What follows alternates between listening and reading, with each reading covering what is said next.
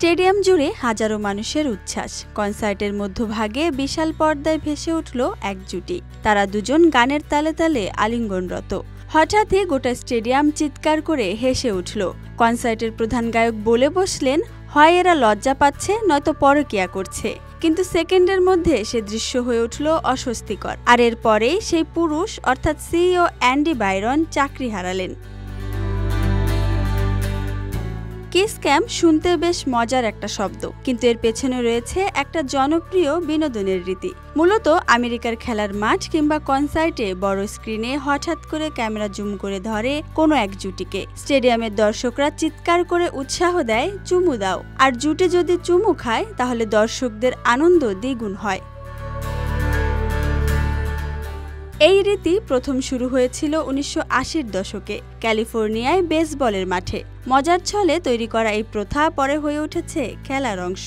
Stadium সংস্কৃতির এক নাচের মতোই নিয়মিত ব্যাপার। পশ্চিমা সংস্কৃতিতে এটা ডাল ভাত হয়ে গেলেও অ্যান্ডি বাইরন ও ক্রিস্টিন ক্যাবটের ঘটনা ছিল একটু আলাদা। তারা পরকীয়ায় জড়িয়েছিলেন। সেদিন বোস্টনের জিলেট স্টেডিয়ামে কোল্ডপ্লের লাইভ কনসার্টে ক্যামেরা ঠিক ধরে ফেলল অ্যান্ডি বাইরন ও ক্রিস্টিন ক্যাবটকে। দুজনেই কাজ করেন অ্যাস্ট্রোনোমার নামের এক প্রযুক্তি প্রতিষ্ঠানে। অ্যান্ডি সিইও ও ক্যাবট প্রধান জনসম্পদ কর্মকর্তা ছিলেন। তারা দাঁড়িয়েছিলেন একটু ঘনিষ্ঠভাবে। ক্যামেরা সেটা কিস ক্যাম বলে তুলে ধরতেই মুহূর্তেই অস্বস্তি ছড়িয়ে পড়ে। ক্যাবট হাত দিয়ে মুখ ঢাকেন, বাইরন নিচু হয়ে বসে পড়েন। তাদের প্রতিক্রিয়া থেকেই বোঝা যায় বিষয়টা ছিল অপ্রত্যাশিত। দৃশ্যটি ভাইরাল হতে সময় লাগেনি। টিকটকে, এক্সে, ইনস্টাগ্রামে ছড়িয়ে পড়ল সিইও কিস ক্যাম কেলেঙ্কারি। কোম্পানি প্রথমে বাইরনকে ছুটিতে পাঠায়, পরে ঘোষণা আসে তিনি পদত্যাগ করেছেন। প্রশ্ন উঠেছে, সহকর্মীর সঙ্গে আলিঙ্গনই কি তাহলে এত বড় অপরাধ, নাকি অফিস ব্যবস্থায় ব্যক্তিগত পেশাদার সম্পর্কের সীমারেখা মুছে যেতে বসেছে?